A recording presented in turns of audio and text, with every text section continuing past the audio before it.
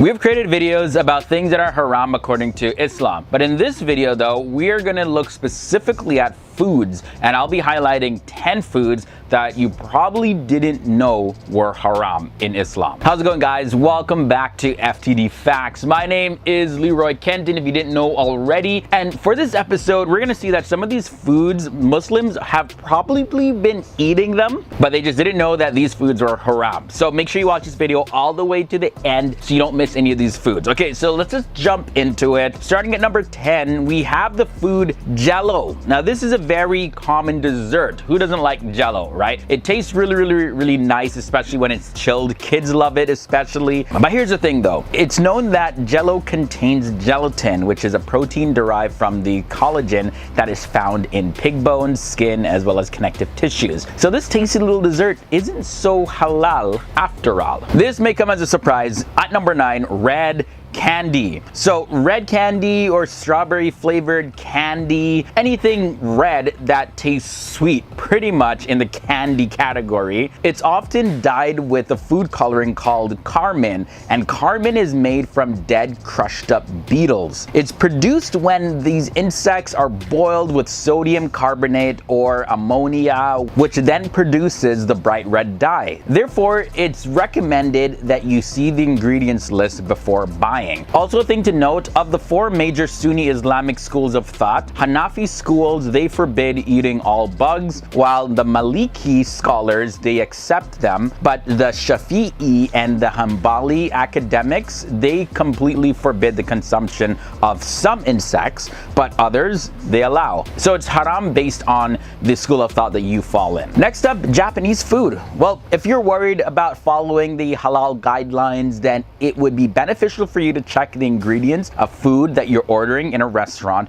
or buying at the store, of course. Many of these Japanese foods, they use soy sauce and it contains alcohol. Other haram ingredients include mirin, and this is a type of rice wine similar to sake, but it has lower alcohol content, but there's still alcohol in it. Instant fried tofu comes in at number 7. Tofu is often used as a meat substitute for vegans and vegetarians. I was vegetarian for about 6 years, and tofu was like my staple food in the diet. Because tofu is a very flexible food. Often though, Chinese brands, they do sell pre-cooked frozen tofu, and that tofu is fried in pork fat in order to retain its crispiness. So regardless of whether you're looking for halal foods as a Muslim, or if you're vegan or vegetarian looking to stay away from animal products altogether, just always double check what is used to prepare your tofu. Number 6 brings us cheese fondue. I'm a person where I love cheese, and we can thank Switzerland for this. So traditional cheese fondue is a Swiss dish that makes use of white wine or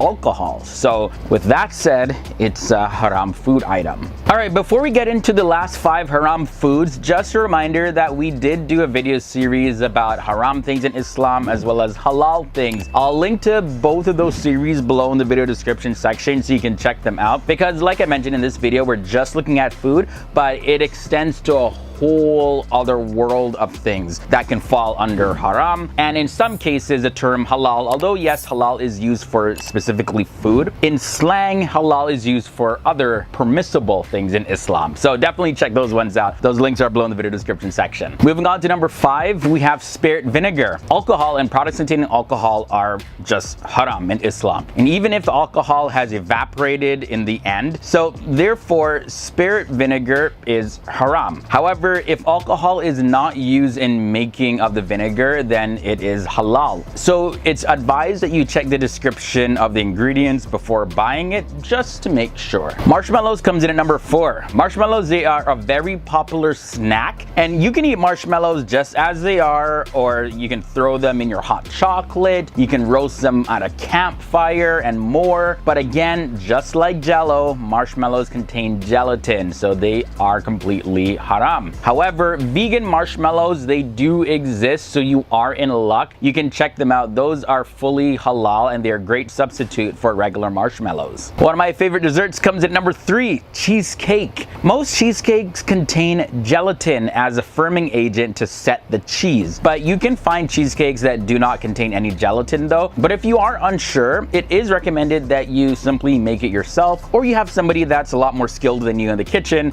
make it. I'm very picky when it comes to my cheesecake, so you gotta make it right or else I'm just not eating it. Cake mix is at number 2. Although they can be very affordable and tasty, some ready-made cake mixes, they actually use pork fat. So of course, make sure you check the ingredients list before buying one. And the final surprisingly haram food, salad dressing. Have you ever wondered why there's certain salad dressings that are made in-house at a restaurant and you find that they taste a little bit different than the ones that you can buy in the store or even ones that you make at home? Well, I got the answer to that. It's because many restaurants use bacon fat in their salad dressings. So of course, when you go to a restaurant, you can ask for an ingredients list or just tell them not to put any dressing on your salad whatsoever. Another option is if you take the salad to go, I guess, you can put some olive oil over it or even just plain olives. They have a great flavor, especially when you use them as a topping for salad. So this ends our look at 10 surprisingly haram foods in Islam. I also gave you some recommendations and alternatives that actually exist. But let me know down below in the comment section, did any of these foods surprise you? Regardless if you're Muslim or not, I want to know what you thought down below. I also have those recommended videos that you can check out in the video description section. And until next time, guys, just stay awesome, stay educated. I'll see you guys real soon because we post videos daily here on FTD Facts. Later.